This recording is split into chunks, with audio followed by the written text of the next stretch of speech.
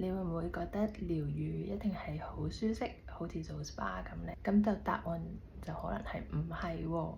點解呢？頌缽療愈入面呢，有機會帶俾你唔同嘅好轉反應嘅喎。咁佢哋係乜嘢呢？係啦，咁療愈係做啲咩呢？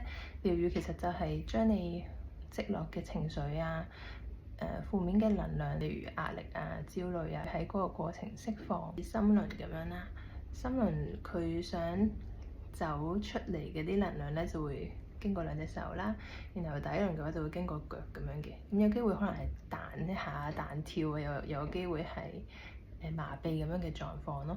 咁又有機會咧係平時好多嘢諗啦，咁你喺個過程咧就會更多嘢諗。咁有機會頭痛啊、胃痛啊，或者肚屙啊，都係一等等咧，唔同人咧有唔同嘅反應嘅喎。個過程咧就好似類似醫生要做一個手術喎，咁拎走你個毒瘤嘅時候，咁嗰個過程咧就真係唔可以講得上係舒適啦。咁但係個重點係咩咧？就係個結果一定係好嘅。